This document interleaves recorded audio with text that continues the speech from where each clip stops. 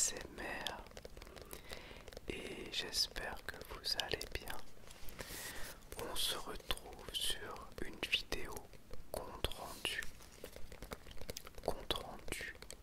sur un jeu vidéo, des films, des mangas et des livres. On commence avec The Shunt. The Shunt dans une jolie édition limitée avec un artbook que je peux vous montrer. C'est un survival horror que j'ai beaucoup aimé, que j'ai terminé en 7-8 heures, je dirais, ouais, 7 heures. Donc il n'est pas très très long. Je vous montrer un petit peu les ennemis du jeu. On est dans une secte sur une île, et il se passe des événements étranges qui font que ça devient compliqué. Il y a un genre de rituel qui se passe mal, et ensuite on doit chercher des prismes de couleurs sur l'île pour atteindre certaines zones et essayer de sauver certains personnages, combattre des boss, etc.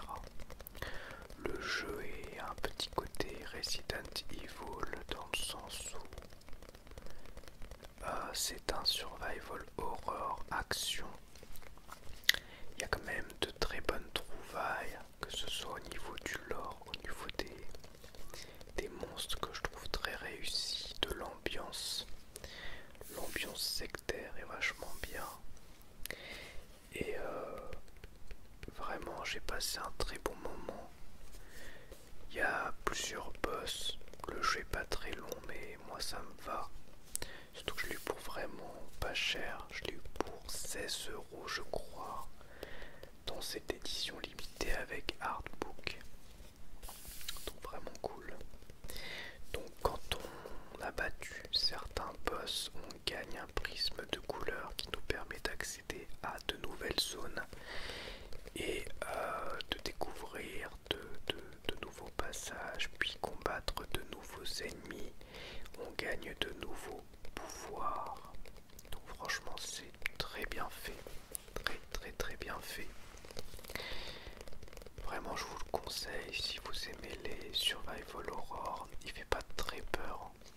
C'est pas un jeu qui fait vraiment peur. C'est plutôt un jeu d'ambiance et quand même un côté action assez développé. Il y a un truc qui est pas mal, c'est une jauge de mental qui, si elle arrive à 0, fait que le personnage ne peut que fuir et ne peut plus se battre.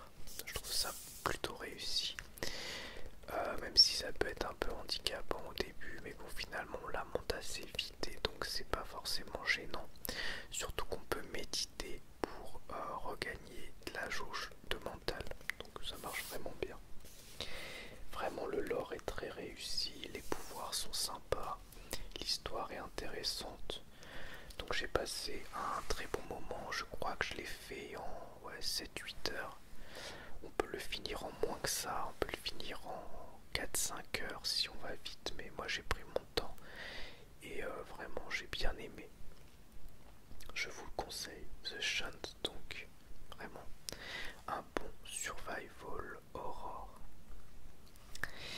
Ensuite, on continue, alors je prends un peu au hasard, avec Saint Seiya, la finale édition, j'arrive plus à parler, la finale édition de Masami Kurumada. Donc j'ai commencé l'anime suite à la lecture de ce volume 1 du manga. Et même si au niveau de l'histoire c'est la même chose, au niveau du style, il y a un style beaucoup plus old school dans le manga. Les traits des personnages sont beaucoup plus bruts, beaucoup plus masculins, et je dirais que que c'est entre guillemets moins bien dessiné, notamment au niveau des proportions. Et en même temps, je trouve que ça rajoute vraiment... Alors, c'est pas que ça ajoute un charme, c'est un charme différent de l'animé. Mais j'ai passé un très bon moment à la lecture. Et j'ai hâte du coup de lire la suite. Vraiment, j'ai hâte de lire la suite parce que j'ai vraiment beaucoup aimé ce volume 1 de cette finale édition. Et je vais à la fois lire le manga et à la fois regarder l'animé parce que j'ai cru comprendre qu'il y avait des choses différentes entre les deux au niveau de l'histoire, donc ça m'intéresse. Ensuite, un thriller western, c'est Prime Stone que j'ai adoré. Alors par contre, faut pas être trop sensible, c'est extrêmement violent. Il y a de la sexualité extrêmement violente, de la torture aussi bien psychologique que physique. C'est vraiment vraiment costaud. Mais j'ai adoré parce que j'ai trouvé l'histoire hyper prenante, les personnages réussis, c'est plein de surprises et ça va très très très très très loin. Il y a plusieurs temporalités et franchement on peut pas s'ennuyer devant parce qu'il se passe beaucoup de choses sur 2h30. C'est vraiment un périple, par contre c'est extrêmement dur. Et pourtant vous savez que je suis amateur de films quand même costauds psychologiquement, ou de films d'horreur ou de thriller. Mais là c'est vraiment pas à mettre entre toutes les mains. Il y a des choses qui m'ont profondément choqué. Donc au niveau de l'histoire, eh bien on suit une jeune femme qui fuit un homme qui semble être un pasteur et qui en a une peur bleue et on comprend pas trop pourquoi. Et au fur et à mesure du film on va apprendre tout le lien qu'il y a entre ce pasteur et elle, et plus on avance plus c'est horrible, vraiment. Le pasteur est joué par Guy Pearce, il est terrifiant et Dakota Fanning joue super bien, donc vraiment Prime Stone j'ai adoré. Ensuite toujours en film j'ai vu Amelia's Children, donc là c'est la version Blu-ray puisque je l'avais trouvé aussi en DVD. Et là j'ai été un peu déçu, c'était sympa mais sans plus. L'histoire, en fait on suit un jeune homme qui a été enlevé à la naissance et qui retrouve sa famille d'origine, enfin qui retrouve sa mère et son frère, sauf que ils sont hyper chelous. Je peux pas vous en dire plus sans vous spoiler, mais j'ai pas trop accroché. Il y a quelques clichés du genre, il y a quand même des choses réussies. J'ai été quand même assez déçu parce que je sais pas, je trouve qu'au niveau du rythme du film il y a des choses qui vont pas, il y a des décisions des personnages qui fonctionnent pas trop. Alors je peux pas dire que je me sois ennuyé, le film est quand même assez généreux, mais je trouve que dans l'ensemble c'est pas un grand film d'horreur. Voilà, j'ai passé un moment sympa mais je l'oublierai sans doute assez vite. Je lui ai mis un 3/5 quoi. Voilà. Ensuite, on a Feu de camp. Feu de camp qui est à la base un podcast de énergie. Et là, c'est un livre qui regroupe plusieurs histoires. Je vous avais lu une sur Amityville et j'ai vraiment bien aimé. Alors, il y a des histoires hallucinantes. J'ai beaucoup aimé celle notamment sur Elisabeth Bathory. Je pense que je vais vous en faire une vidéo spécifique. En plus il y a des très très belles illustrations, donc ça ne cache rien. Il y a aussi sur la poupée Robert, il y a Les possédés de Loudun qui est assez hallucinante aussi. Des histoires assez courtes qui se lisent très bien et qui sont très agréables, certaines font assez peur. J'ai vraiment bien aimé. Je l'ai lu en 2 soirées je crois, parce que ça fait une centaine de pages. Mais j'ai passé un très bon moment. Donc je pense que je vous ferai une deuxième vidéo lecture dessus, sur Elisabeth Bathory, parce que vraiment l'histoire, je l'ai trouvée incroyable. Alors je connaissais quelques petits trucs, mais c'était encore plus terrifiant que ce que j'imaginais. Donc Feu de camp de Daria Smith et Taous Merakchi. Vraiment très très sympa.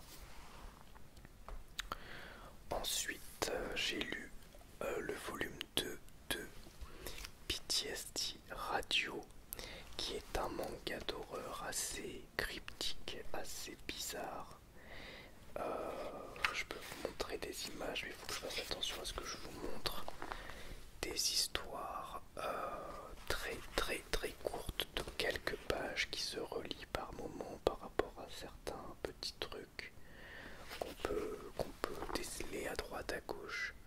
Mais quand je dis très court, c'est que certains passages font 1, 2, 3, 4 pages. C'est vraiment particulier. Vraiment, il y a des trucs qui font vraiment peur, mais ça marche très très bien. Je l'ai lu en 2 soirs et franchement c'était top.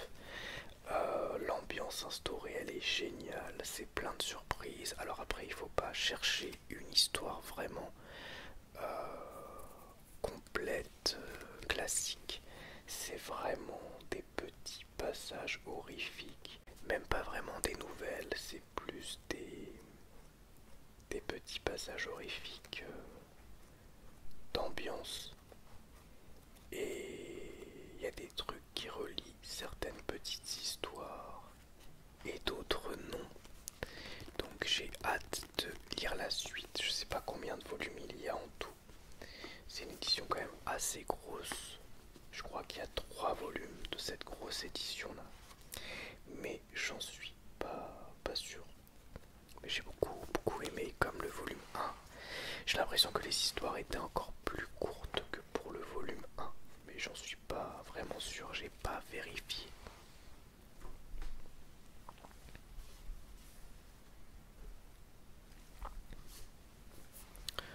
Ensuite, on continue avec un livre que j'ai adoré. C'est Au pays des Dônes de Philippe Dana. Donc Philippe Dana qui a présenté sa cartoon pendant des années et des années. C'est un livre que j'ai lu avec énormément de plaisir parce qu'il est écrit de façon simple. Il donne beaucoup d'informations sur les toons de façon globale, c'est-à-dire pas que les toons de sa cartoon, mais aussi on a des choses sur Disney, on a des choses sur Universal, on a des choses sur Tex Avery, on a un mot un peu sur tous les créateurs de légendes, sur les personnages, sur un certain nombre de règles. Bref, c'est très complet, très intéressant, agréable à lire. Et le tout est donc c'est documentaire, mais il y a des petits passages un peu de fiction pour faire le lien pour faire comme des transitions entre ces passages documentaires. Et honnêtement, ça marche vraiment bien. Donc à la fois, il y a du documentaire puisqu'il y a des passages biographiques de certains créateurs de toons et de la création de certains studios mythiques. En même temps, il donne aussi des infos sur sa carrière, sur sa cartoon. En même temps, il explique un peu les origines de certains toons, leur fonctionnement, etc. Et en même temps, il y a une petite trame fictive pour faire le lien entre tout ça. Donc c'est vraiment bien foutu. Je vous le recommande vraiment. Si vous avez grandi avec sa cartoon comme moi, que vous regardiez sa cartoon le dimanche soir, eh bien n'hésitez pas à le lire. C'est vraiment agréable si vous aimez les dessins animés en général, si vous aimez les toons. Franchement, c'était très bien. Au pays des toons, vraiment très bien. Ensuite, j'ai lu un autre livre qui s'appelle Atlas de l'enfer de Nathan Balingru. C'est un livre qui contient plusieurs nouvelles et il y en a que j'ai beaucoup aimé, il y en a que j'ai moins aimé. Est-ce que j'ai le nom de toutes les nouvelles? Non. La nouvelle Atlas de l'enfer, j'ai bien aimé. En fait, on ressent pas forcément le lien entre toutes les nouvelles, mais il y a un genre de lien qui se crée entre toutes les nouvelles. En tout cas, la majorité sur la dernière nouvelle. Il y en a une où j'ai eu beaucoup de mal quand même, qui m'a un petit peu bloqué, avec une histoire de ghoul, j'étais pas trop dedans. Mais sinon le reste c'était plutôt bien. Le Billot du boucher c'est la dernière, j'ai bien aimé. Il y avait quoi encore que j'avais aimé? Il y en a une qui a été adaptée en film d'horreur sur Netflix, il faut que je regarde. Le film d'horreur c'est Wands et là ça s'appelle La Grâce, j'ai bien aimé aussi. Il y en a une dans un monde post-apocalyptique que j'ai bien aimé. Voilà, c'était assez spécial parce qu'il y a des trucs un peu psychédéliques, un peu étranges, qui des fois font pas forcément sens, mais ça marche bien. Le thème commun, le thème global à l'ensemble, c'est l'enfer. Il y a toujours un lien avec l'enfer qui est parfois assez particulier. Par contre, au niveau de l'édition, j'étais assez déçu parce que je trouve qu'il y a des traductions qui ont l'air un peu approximatives. Des fois c'est moyennement écrit, mais je pense que c'est la traduction qui est pas toujours ouf. Et il y a beaucoup de fautes aussi. J'ai vu des fautes d'orthographe et j'ai vu des fautes de typographie. Donc je trouve ça quand même un petit peu dommage. Après le livret est joli, hein, c'est ok. Mais ouais, je sais pas fan du travail d'édition. Donc Atlas de l'enfer, c'était plutôt sympa, voilà, je lui mettrais un 15 sur 20. Ensuite, deux mangas de Hideshi Ino, j'ai lu L'Enfant Insecte et Serpent Rouge. Alors j'ai beaucoup aimé les deux, j'en ai d'autres de Hideshi Ino que je dois lire. Alors, attendez, je vais vous montrer les dessins qui sont très particuliers. Donc là on voit l'enfant qui se transforme en insecte. Il vit dans une famille horrible, d'ailleurs c'est pareil dans l'autre. Une famille horrible et c'est un enfant qui est un peu mal aimé, qui est pas bon à l'école, qui est un peu dans son coin et il se fait piquer par une bestiole et il se transforme peu à peu en insecte. Et du coup on voit à la fois sa déchéance et en même temps sa nouvelle vie. C'est gore, c'est un manga un peu d'horreur, mais pas que, parce qu'il y a aussi des choses un peu, je sais pas comment dire, émotionnelles, un peu. Alors, ça fait pas forcément peur en fait. C'est vraiment plus un manga sur la famille et la découverte du monde, le tout avec un thème horrifique. J'ai bien aimé, ça se lit très très facilement. Le dessin est hyper old school et en même temps, le manga il date quand même de 1975, donc on peut comprendre que ce soit old school. Et en ce sens, pour 1975, ça a très très bien vieilli. Et Serpent Rouge, c'est une histoire hyper dingue. Alors c'est une famille, mais ils sont complètement dégénérés. Alors l'enfant ressemble vachement à l'enfant de l'enfant insecte. Et là, donc, il y a un grand-père qui est un espèce de furon qui se fait enlever le but du furon par sa belle-fille, pendant que le père décapite des poulets. La grand-mère, elle vit dans un nid, elle couve des œufs. C'est hyper barge. Et plus t'avances, plus c'est barge. La sœur, elle se fait morte par des serpents, puis après elle couche avec les serpents. Enfin, je vous jure, c'est complètement barré. Il se passe énormément de trucs complètement fous, très très gore. Et en même temps, j'ai bien aimé parce que c'est hyper surprenant du début à la fin. Et je dirais même que pour un manga, ah non, celui-là est beaucoup plus récent. Celui-ci date de 2000, donc beaucoup plus récent, mais c'est, j'allais dire, c'est très novateur pour 1975. Mais non, là ça a pas du tout, ça date pas du tout de 75, ça date de 2000. Celui-là date de 75, celui-là date de 2000. Après, son style est toujours le même, il n'y a pas de réelle évolution graphique. Il y a toujours un style très old school. L'édition est très jolie aussi, donc franchement c'est top. Je peux vous montrer encore un dessin, mais faut que je fasse attention à ce que je vous montre parce que c'est assez violent. Voilà, je peux vous montrer un truc avec le serpent rouge. Hideshi Ino, j'en ai 3 autres encore à lire comme ça, donc ça va être cool. Et enfin, on termine avec terreur.com que j'ai pas trop aimé, honnêtement c'était pas terrible. Il y a des trucs qui sont sympas, en fait il y a un espèce de mélange entre un film un peu thriller avec un côté un peu torture avec un tueur, et dans le même temps il y a un truc avec des fantômes, et les deux n'ont aucun sens, il n'y a pas de... Les justifications dans l'histoire sont bizarres et des trucs qui sont un peu bizarres. Ils auraient dû rester que sur l'histoire du tueur et enlever tout le côté fantôme.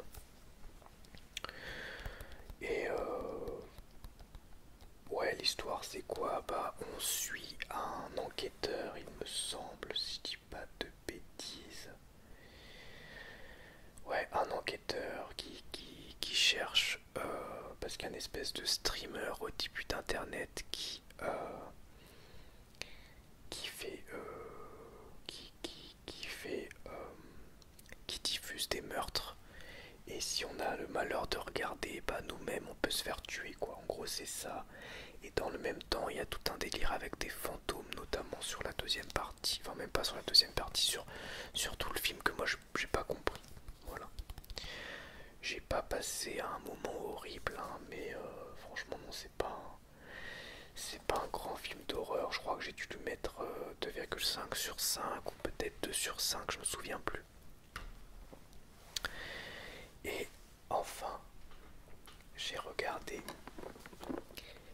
les 4 premières saisons de Dexter. Les 4 premières saisons de Dexter, donc que j'ai aimé, même si je trouve toujours la saison 3 plus faible que les autres, avec tout le truc avec le procureur Miguel Prado, là c'est, je sais pas, mais la saison 1 avec le tueur de glace, ça marche super bien pour apprendre plus de choses sur Dexter. Donc Dexter, c'est un gars qui bosse à la criminelle de Miami. Il analyse les taches de sang sur les crimes et il a une petite vie normale et rangée, sauf que en vérité c'est un serial killer qui suit un code qui lui a été instauré par son père qui était policier, et il tue des gens, il tue des criminels. Donc dans la saison 1 vraiment on découvre le personnage de Dexter, sa famille, son passé, etc.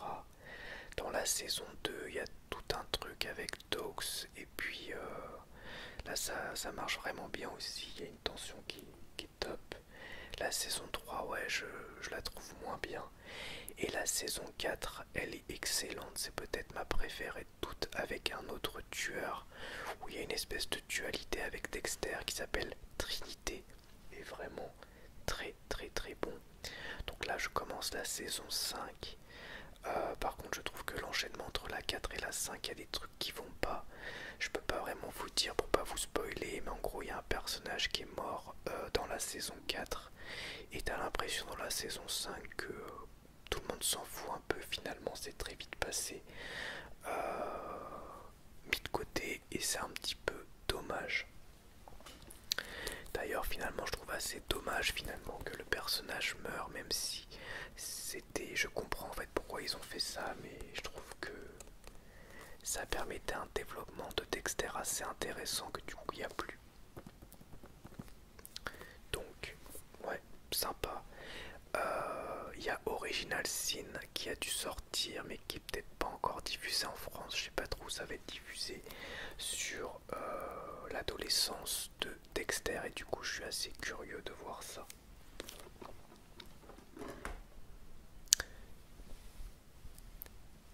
Voilà donc pour cette vidéo compte rendu qui, je l'espère, vous aura plu, et je vous dis à bientôt pour une nouvelle vidéo ASMR. Au revoir, merci à tous.